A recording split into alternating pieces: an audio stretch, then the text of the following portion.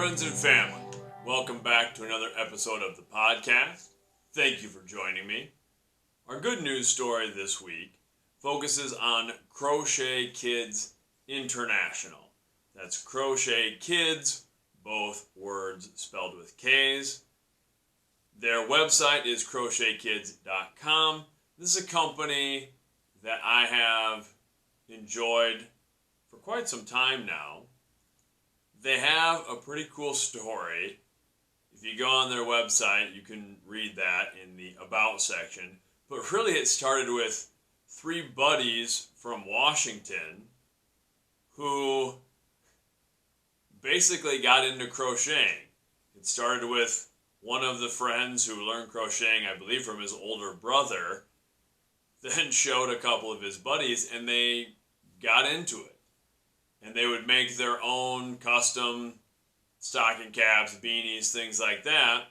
Other people started to notice, started to request orders. They started custom making them from people. And the name Crochet Kids came from a newspaper article or news article that was done about them.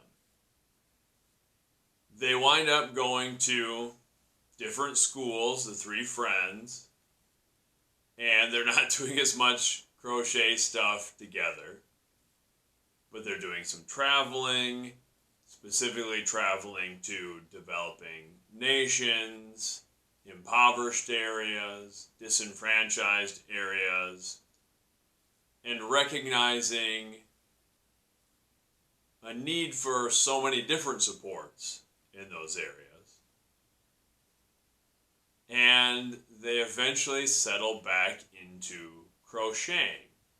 And it really started with work in Uganda, where they start teaching people to crochet and setting things up where they can make quality products and earn a living wage for their work. That has continued to grow. They're in Peru as well. I think they may be affiliated in some other areas. Crochet Kids International dates back to 2007.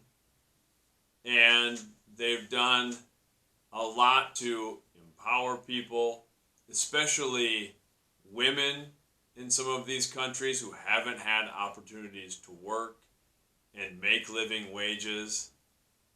I genuinely like their products.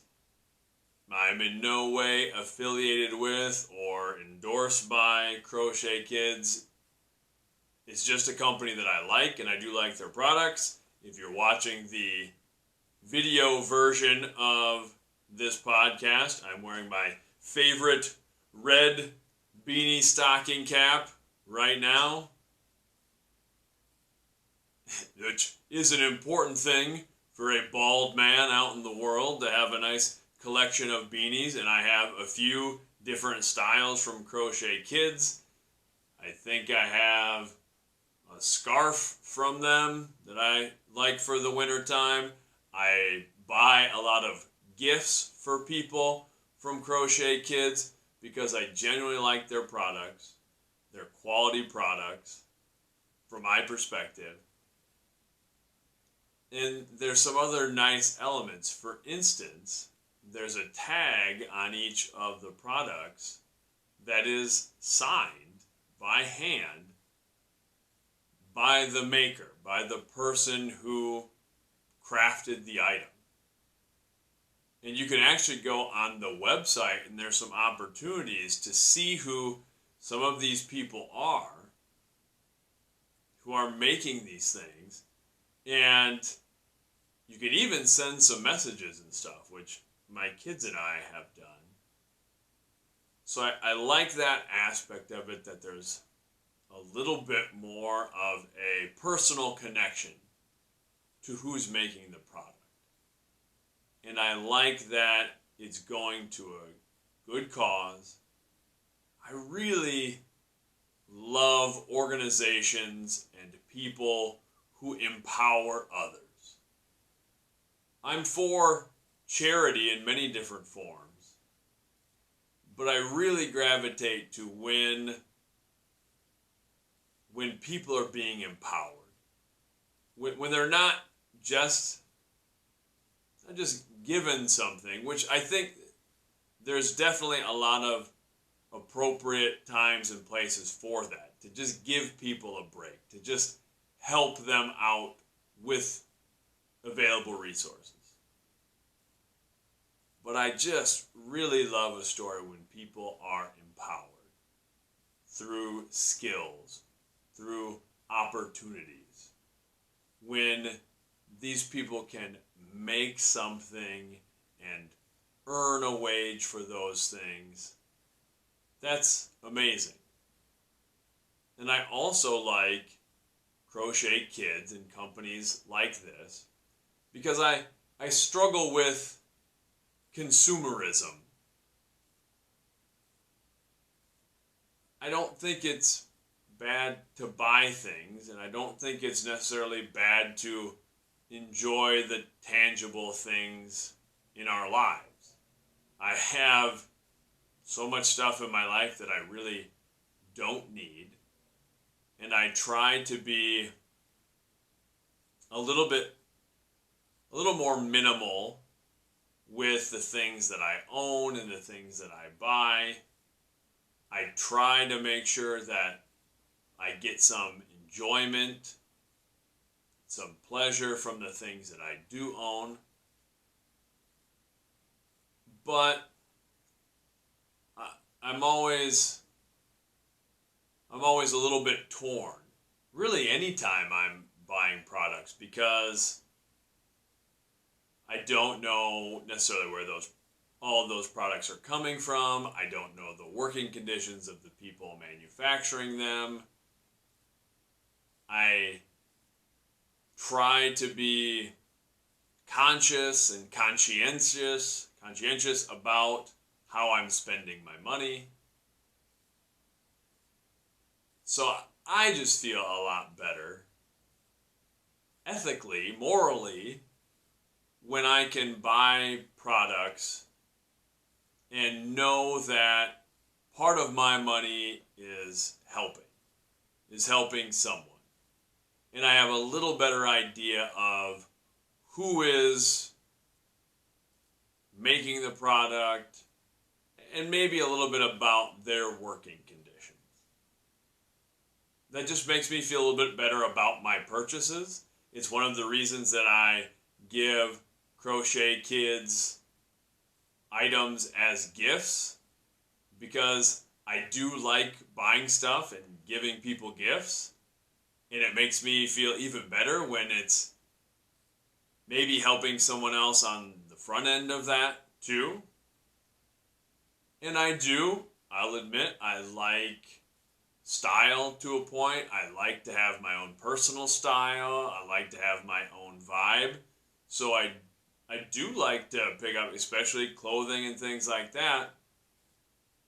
But I want to have a connection to it. So yes, I love my red beanie because it is soft and it is warm on my bald head. But I also have a little bit of pride in it that I know it's from an organization that seems to value things that I value and seems to be doing a lot of good. So check out Crochet Kids International at crochetkids.com. This is Family Time 79, and we're talking about our emotions. In our social emotional learning competencies, we're circling back to self-awareness. And emotional awareness is such a key component of our entire self-awareness. When we do all this social emotional learning, it really boils down to emotional intelligence, which is something that is trainable, that is adaptable. It's an area that we can work on. We can improve our own emotional intelligence, and it impacts every aspect of our lives. And it's so closely related to success in any endeavor. In order for us to impact our emotional intelligence, we need to be aware of our emotions. We need to consider the situations that typically elicit emotional responses from us.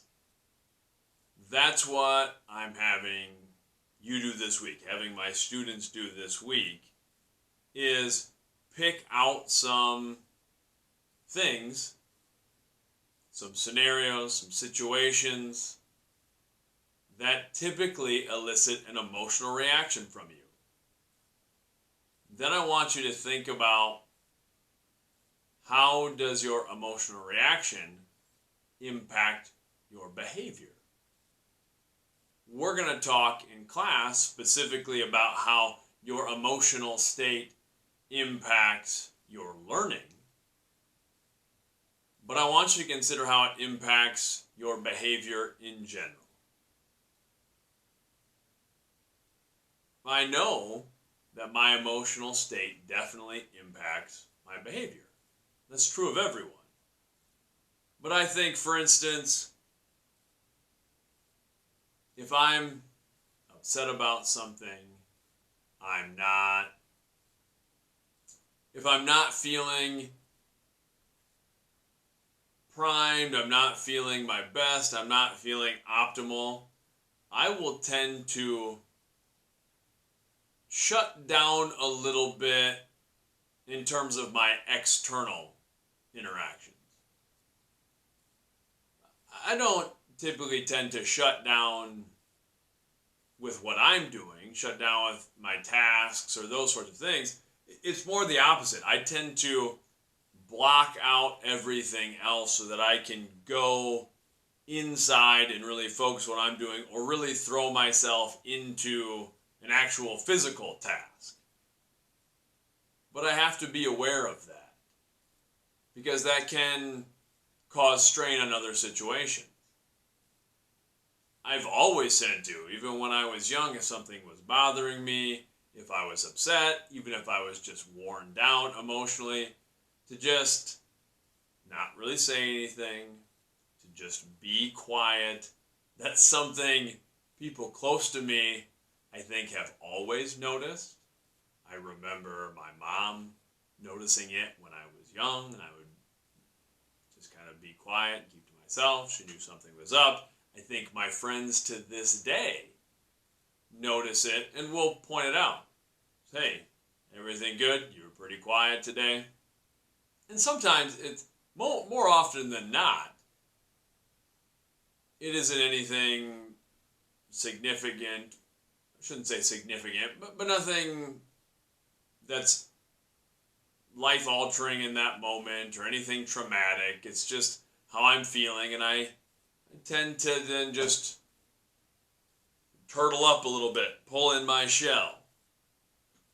And that's not that I don't want to include anyone or anything like that either. It just tends to be how I react,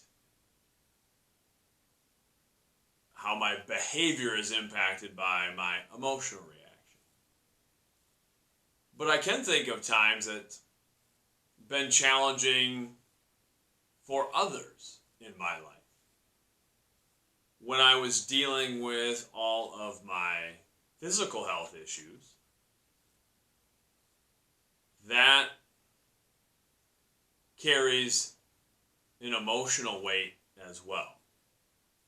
Dealing with physical health problems is emotionally draining. And I really had to, or I thought I had to, go into my own headspace. Usually when I face a challenge, it's not so much about being inactive, but it's almost like I feel I need to cut out any other distractions or anything that isn't helping me specifically face the challenge I'm trying to face or overcome the obstacle in my path. But that makes it hard. I think for a long time when I was dealing with those physical health issues, I was shutting out a lot of people. Part of that was I didn't really want to talk about it, the health issues. I didn't want it to be central to who I was or how people perceived me. And I also wanted to fight back against the thing. And my mindset sometimes is when I'm fighting back against something is I've got to sort of harden up and I've got to be a little ruthless with whatever the obstacle is. That sometimes means I'm not giving attention to other things or to other people, even though that's important. So that's the sort of analysis I want us doing this week. How do we react? What is our behavior when we are in an emotional state? I tend to be quiet and cut off other things. That's not always ideal. I can appreciate that there are some components of that that have been beneficial for me, and some components of that that have maybe made my struggles last a little longer because I haven't brought in other people or haven't sought help. And I'm certain that sometimes my reaction has been difficult for other people. On the flip side of that, I want us thinking about the things that we do that tend to elicit positive emotional reactions from us. Because our emotional reactions aren't all negative, hopefully. So I can think of things that always seem to put me in a good mood. Some of those things are very simple. Exercise. Exercise is very, very important to my mental state. I enjoy doing it, but I'm also keenly aware that I just feel better when I'm regularly exercising. I feel better physically, but my emotional state is very much impacted by whether or not I'm working out. I feel great after I get a good workout in, and those tend to be the days if I'm working out first thing in the morning that I do have just more energy and more positivity and more patience throughout the day. That impacts my emotional state. I also think of things that sometimes can impact my emotional state positively or negatively. I think a lot of interactions that I have with my children and with my students and athletes, when we care about other people, sometimes we kind of go with them emotionally. There are times where I'm coaching teenagers, and when they're struggling and not having some success, I'll get a little down and I'll get a little frustrated, and I'll sometimes wonder to myself if it's totally healthy for a man in his mid-30s to attach some of his emotions to the athletic performance of teenagers. And I don't mean that.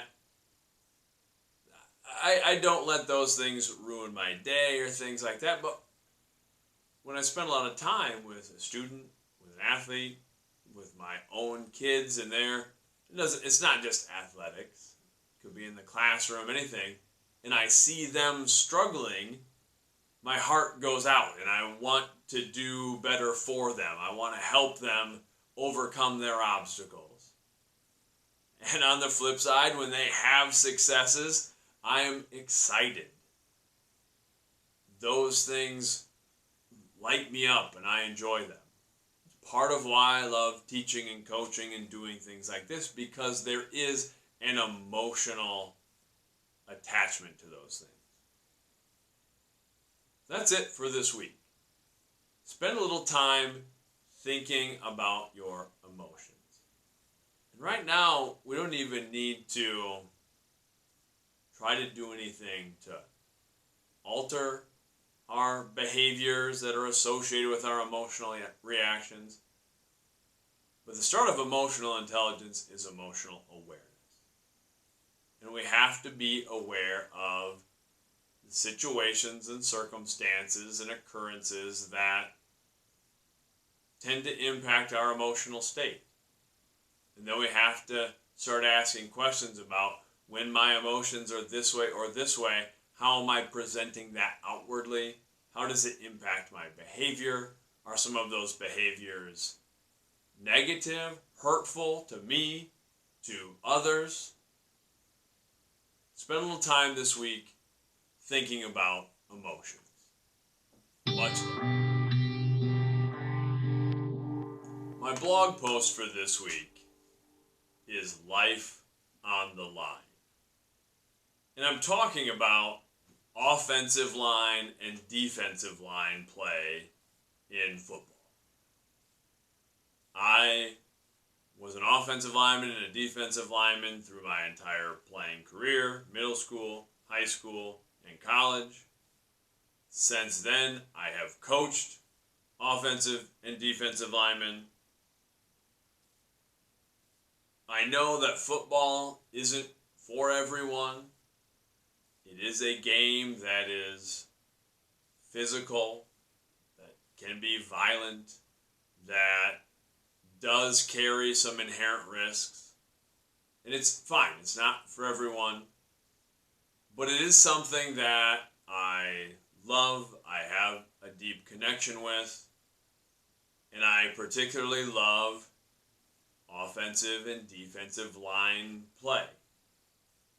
From the time I was a kid, before I really knew much of anything about football, I was pretty certain I wanted to be a lineman. I remember reading a book when I was a kid. I don't remember a lot of the details. I think it was a Matt Christopher book.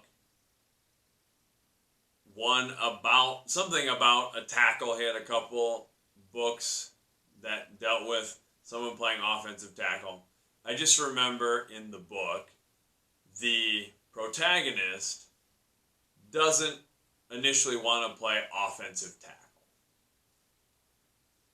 And I didn't grow up in a sports family.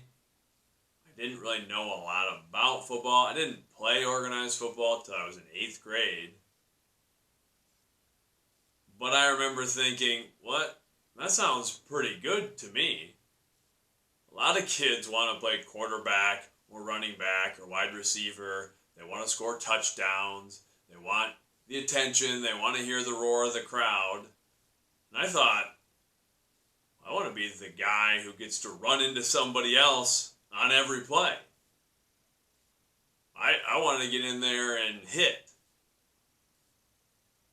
I just like the physicality of football. I like the physicality of contact sports, of sports that just require a very physical element. Martial arts, football, those sorts of things.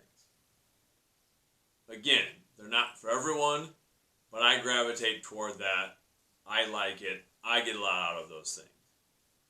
So when I started playing football, I was a lineman. Even though I spent really all of my football career as an undersized lineman, I love what that entails. The physical struggle of it and the technique of line play.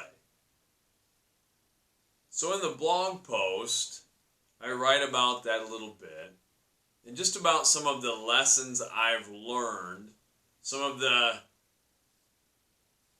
little sayings, the little adages and axioms that I use for my athletes that I think apply to not only line play, but life.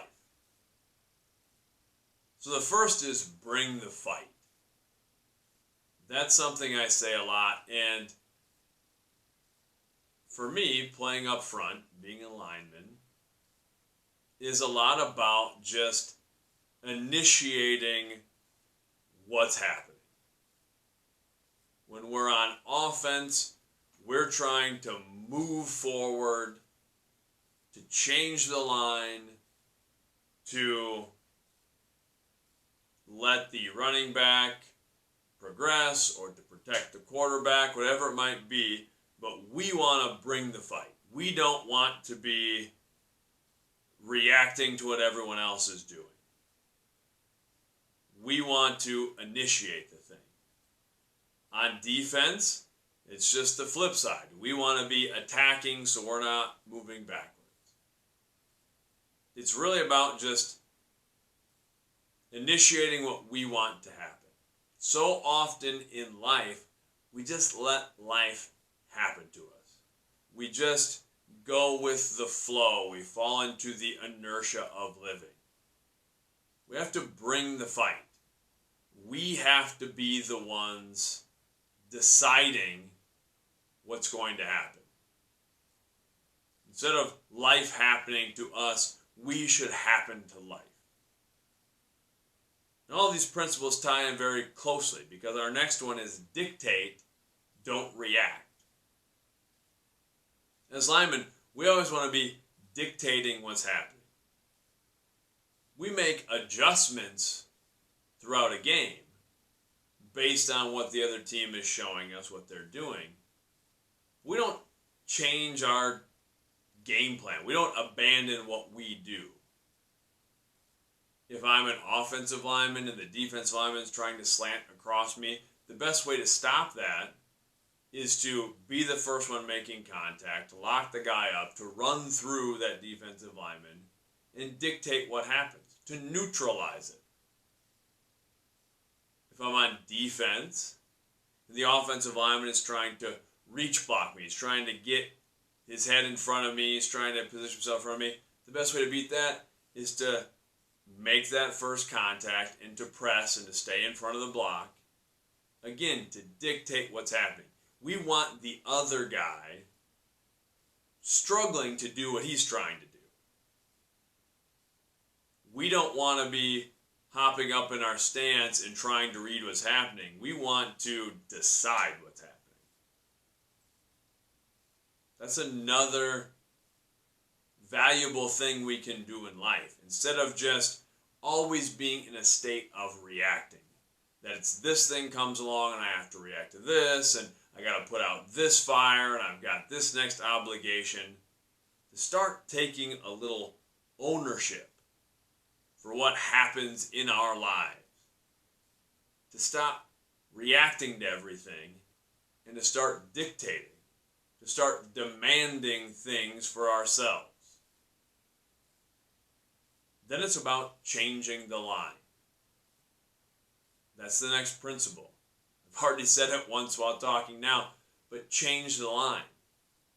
That's the basis of what we do up front. Offensive and defensive line play isn't overly complicated. In terms of its base job, there is a lot of technique involved. There is a lot of training demanded of the positions. But at its base level, we're changing the line of scrimmage. Especially when we're talking about running the football and stopping the run. It's tug of war in reverse. We're trying to take the guy across from us. We're trying to move him backwards. If we're on offense, we're trying to push him so we can gain yards. On defense, we're pushing back against the offense so they can't gain yards. We're trying to change the line. And that's, when I work with young linemen,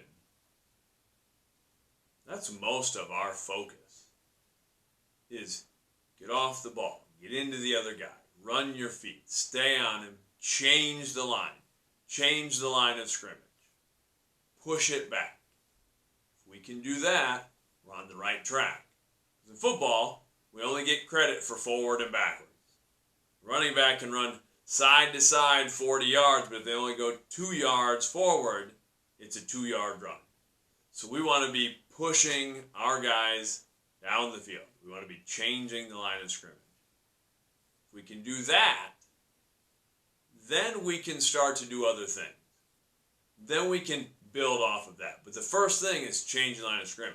If we're not able to change the line of scrimmage, there's really not much point in adding a bunch of other stuff. We've got to start with the foundation.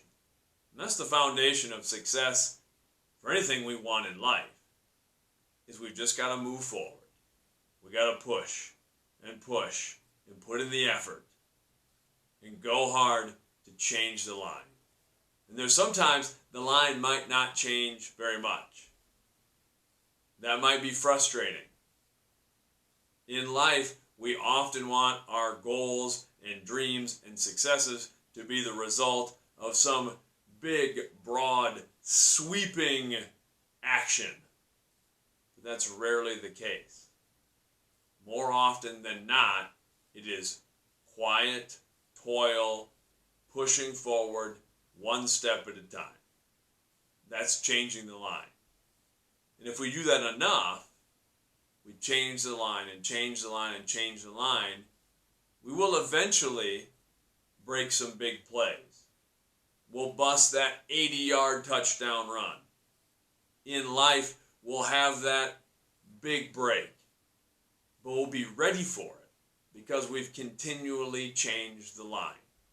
And even if it doesn't seem like we get that big play, if we keep moving forward, keep moving forward, keep moving forward, at the end of the game, we get to add up all the yards we've run.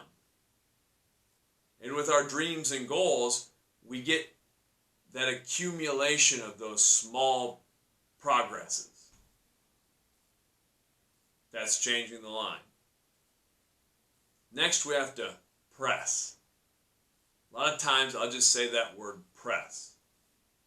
And that really means pushing back into what the other person is trying to do. If we're offensive linemen, that often means pressing into the defensive linemen, trying to square them up so that we can control them, so that we can control their hips, we can get in the correct position, so that we can create the running lanes. On defense, it's feeling the pressure from the block. If an offensive lineman is down blocking, which is an advantageous angle for the offensive lineman, he's trying to press me down. I'm already away from where the ball is going. I need to press back into that block. I can't be satisfied to just move where he wants me to move. I have to engage that lineman and press back into him. That's how we shut things down on defense. That's how we create the correct lanes on offense. It's pressing back into the other guy. It's pushing into the pressure, feeling it, and not only resisting, but pressing back into it purposefully. It's the same in life. We are always going to have forces pushing against us. Obligations, challenges. We're going to have people in our lives who press back against us, who either consciously or subconsciously don't really want us to succeed, don't really want us to change our situation, our position in life. And the only way to get where we need to get, where we want to get, is by pushing back into those things, is feeling that pressure that's on us and standing up against it and pushing back into it and fighting back against that. So much of success in life is swimming upstream against the current. And that's pressing. The last thing, the last component, the last central idea of line play that I talked about, and I rattle off many more when I'm talking with my athletes. But the last thing is finish. I say that so many times. Finish. When we're on offense, our goal is to take the other guy, drive him 10 yards downfield, and put him on his back. When we're on defense, it's about continuing to play to the whistle and rallying all 11 guys at the football. We want to finish plays. We don't want to be spectators. Even if in a given play things don't go perfectly, if we wind up out of position, we have total control over our effort. So that's what we want to control. And finish is really just about making sure we give maximum effort to the whistle until the play is done, until the job is done. That's a pretty big key to success in all things. It's just finish. It's easy for us to start things. That's why we start so many things that we don't finish, because finishing is hard. Starting is exciting, it's fun, it's something new. Finishing is hard. We quit a lot of things because quitting is easy. That's why quitting is appealing. Finishing is hard, but it's necessary. Even if everything seems to go wrong, it's play after play and things aren't going right, and we seem to be losing our one-on-one battles, our one-on-one matchups. If we're losing games, it's still about finishing. We see it through. In life, even when things aren't going well, it's about finishing the job. And if we do that enough, things turn out.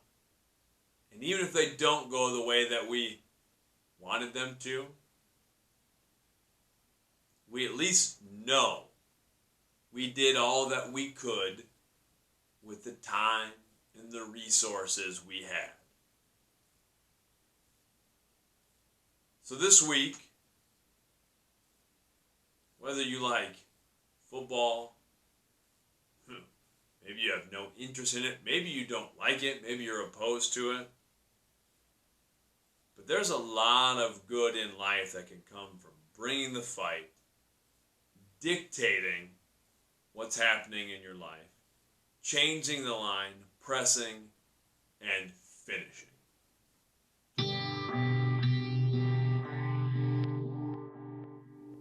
This week's episode is brought to you by Ego Sandwich, the hottest new band to come out of the Eastern Delaware underground punk scene. Check out their new album, Ego Sandwich with Cheese. Any similarity to bands, albums, or an Eastern Delaware underground punk scene is purely coincidental.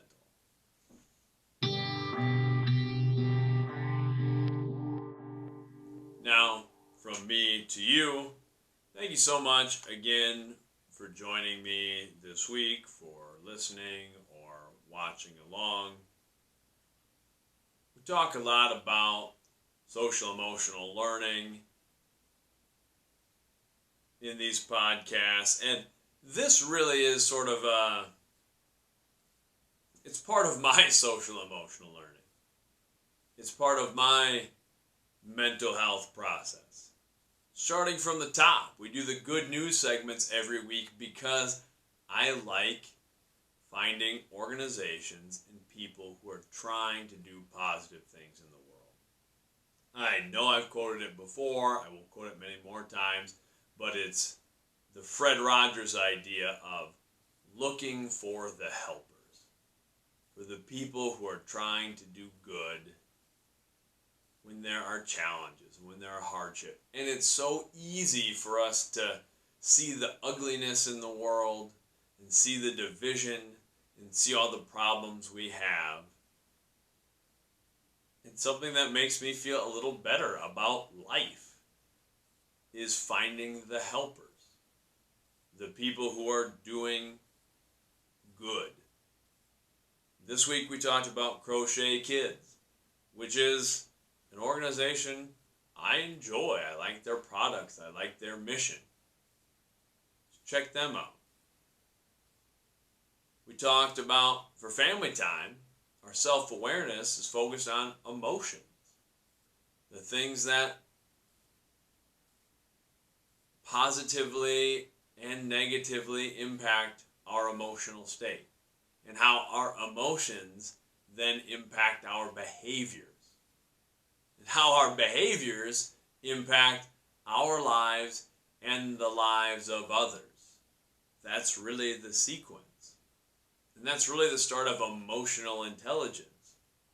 So spend a little time this week thinking about your emotions, the things that impact your emotions and how your emotions impact your behaviors. My blog post was Life on the Line, where I talk about football, but specifically life lessons I've learned from specifically playing offensive line and defensive line in football, and then coaching it after that. Sometimes, maybe even the focus I have on sports athletics can seem juvenile or unimportant to some, but I've really gained a lot in my life because of those experiences. So, we all could benefit from finding those things in our lives. If you don't have something like that in your life, an activity, a hobby, a passion you can throw yourself into and find some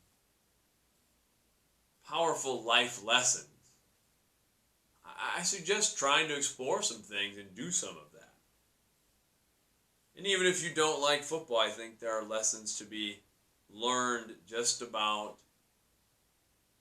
dictating what we want in life, not letting others tell us who we are or who we should be or what we can achieve in life, but deciding for ourselves and seeing those things through, making small progress and finishing the job. Beyond that, thank you so much for checking in. As always, you can connect with any of the media stuff that I'm doing. Podcast stuff, even just silly stuff I post on social media, anything to do with my book, which I'm going to be putting some more stuff out with. Please feel free to reach out on the socials. It's Luke Nielsen Media on pretty much everything. LukeNielsen.com. Feel free to reach out there. LukeNielsenMedia@gmail.com if you want to send an email. I would love to hear from some people who are interacting with this, like to make this a little bit more interactive, so please feel free to reach out. Until next time, love yourself, love each other, love the fight.